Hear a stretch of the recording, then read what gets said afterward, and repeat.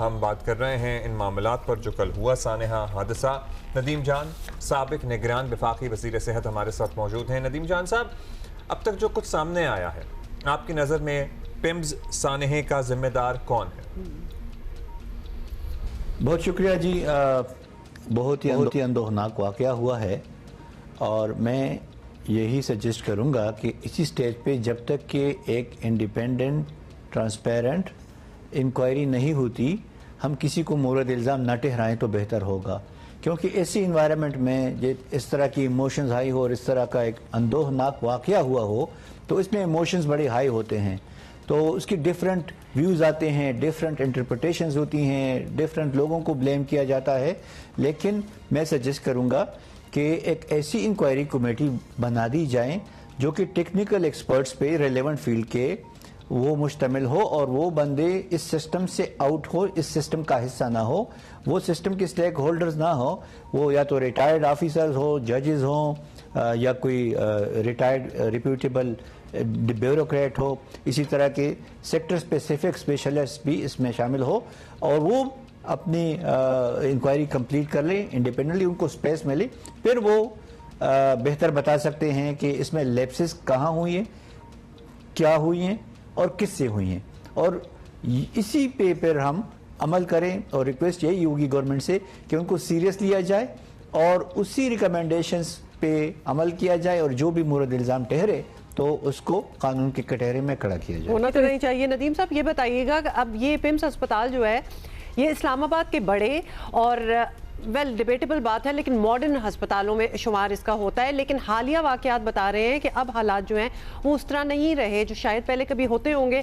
تو آپ کی وزارت کے دور میں بھی ایسے ہی مسائل تھے جو اب ہیں اور بڑھ چکے ہیں، یا پھر ایسا کچھ ماحول نہیں تھا؟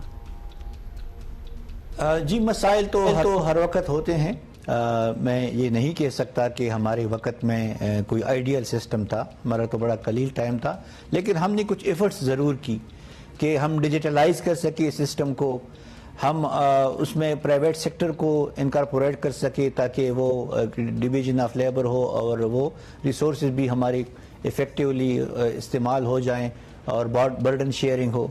ایک اور کوشش ہم نے کی تھی کہ ایک ہاسپٹل میڈیکل آڈٹ سسٹم شروع کیا جائے تاکہ پوری سسٹم کا، ریسورسز کا، ہیومن پرسنل کا، لیبس کا اور آپ کی میڈیسنز کا مکمل آڈٹ ہوتا جائے، اور پھر اسی کی بنا پہ جو ریکمنڈیشنز آتی ہیں اس کی اصلاح کے لیے اس پہ عمل کرتے جائیں، اور یہ پھر آپ منسٹری کو انفارم کرتے جائیں.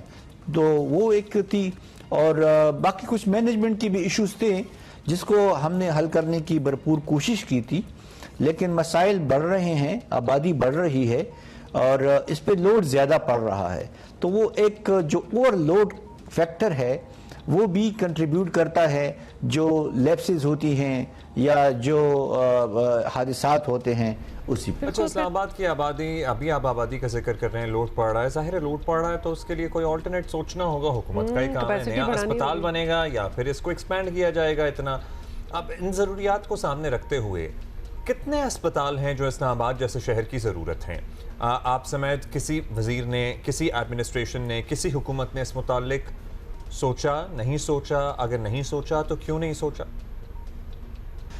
میں اس کو دوسری طریقے سے جواب دینا چاہتا ہوں. ہم نے جو کوشش کی، ایڈوکیسی، لابنگ اور ایک کیٹالیٹک رول پلے کیا کہ ہماری جو بیماریاں ہیں یہ کہاں پہ آتی ہیں زیادہ.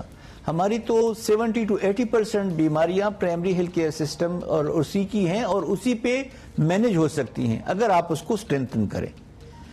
تو جب وہ ٹھیک ہو جائے گی، آپ کی پرائمری ہیلتھ کیئر سسٹم مضبوط ہوگی، تو آپ کے سیکنڈری اور ٹرشری ہیلتھ کیئر سسٹم پہ برڈن نہیں پڑے گا. تو جو ابھی اب ہم رش دیکھتے ہیں، اوور کراؤڈنگ دیکھتے ہیں، یہ نہیں ہوں گی، اور پھر وہ کچھ کم پاپولیشن کو کیٹر کرے گی سروسز، اور پھر بہتر طریقے سے مینج ہو سکیں گی. تو انسٹیڈ آف کہ جی میں کہوں کہ جی بالکل یہ تو ہونا چاہیے کہ ہم ٹرشری مزید 4-5 بنائیں، بالکل بنانی چاہیے اور اس کو فنکشنلائز کرنا چاہیے. لیکن اگر ہم فوکس ابھی جو کرنٹ بجٹ ہے، ابھی اگر ہم فوکس اس طرف شفٹ کر لیں प्राइमरी हेल्थ केयर सिस्टम पे, जो बैकबोन है आपकी हेल्थ सिस्टम की, तो बहुत फ़ायदा होगा। वैसे हमने एक दो वो की थी, एक तो हमारी एक्सपेंशन थी पूरी क्लिनिक की, उस पर हमने रफ्तार ही बढ़ाने की कोशिश की। एक किंग सलमान हॉस्पिटल बहुत अरसे से चला आ रहा है सऊदी गवर्नमेंट के ताउन से, अल्लाह करे कि वो जल्द अज जल्द पाइल तकमील तक पहुंच जाए, तो इससे मजीद लोड कम होगा। उस पर भी बड़ा काम वैसे तो होना चाहिए। अब चले, जो हो गया वो तो हो गया। ये बताइएगा कि इस पर मज़ीद तो हम बात करना चाहते हैं और सोचना ये है कि आइंदा के लिए क्या करें, किस तरह इस्लामाबाद और मुल्क भर के जो अस्पताल हैं उनको ऐसे हादसात से महफूज बनाएं। कुछ मशवरा है आपके पास हुकाम के लिए जो परहैप्स आपने कभी सोचा होगा, मौका नहीं मिला करने का, अब शायद हो जाए? देखिए जी, एक सिस्टम तो ज़रूर बनाना चाहिए। उसमें आपकी A to Z, यानी जो क्रिटिकल पाथवे होती है उसको A to Z आप चेकआउट करें, वो सबको पता हो, TOR का हिस्सा हो, और उनकी जांच पड़ताल और अकाउंटेबिलिटी उन्हीं पर हो। और वो न सिर्फ डायरेक्ट जो पेशेंट के साथ उनका रब्ता है या उनका कनेक्शन है, बल्कि सिस्टम को भी देखें। जो लूप होल्स हैं, हमारे शॉर्ट सर्किट्स रोज़ाना किसी न किसी जगह पे रिपोर्ट होते हैं, तो अपने अब सिस्टम को, इलेक्ट्रिसिटी सिस्टम को, अपना जो हेविक सिस्टम है उसको, अपना जो ऑक्सीजन का सिस्टम है, क्योंकि केपी में आपको याद होगा 2020 में एक वाक़या ज़रूर आया था जिससे बहुत मासूम जानें ज़ाया हो गई थी, और वो ऑक्सीजन सिलेंडर और उसकी वजह से जो चैम्बर था उसकी वजह से आया था। तो ये सारी जो शॉर्ट कमिंग्स हैं, हमें उनको आइडेंटिफाई करना चाहिए और उनको हल करने के लिए एक मरबूत हिकमत अमली बनानी चाहिए जिस पे अमल भी हो। हम पॉलिसीज़ बना लेते हैं बहुत अच्छी, हमारे पास SOPs भी हैं, लेकिन उस पे अमल हम मुकम्मल तरीके से नहीं कर सके।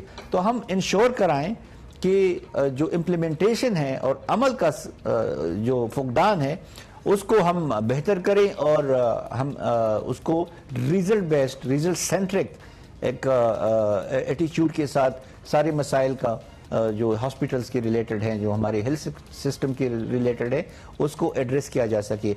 इस पर्टिकुलर इवेंट के हवाले से तो मैं अभी यही कह सकता हूं कि इसको ठंडे दिमाग से सोचना चाहिए सिस्टम को। हम चूंकि अभी इमोशनली चार्ज है सब लोग, इस वजह से तो उसको आप साइड कर लें, उसका तो आप कुछ भी हम कंपेंसेट नहीं कर सकते, जो लॉसेस हुई हैं अफसोस और दुआएं ही कर सकते हैं। लेकिन इन द लॉन्ग रन हमने इस सिस्टम की जो खामियां हैं वो आइडेंटिफाई करनी है, फिर उसको कैसे ठीक करना है उसके लिए एक पाथवे और उसके लिए टेक्निकल एक्सपर्ट्स जरूर होने चाहिए कि वो आपको गाइड कर सकें।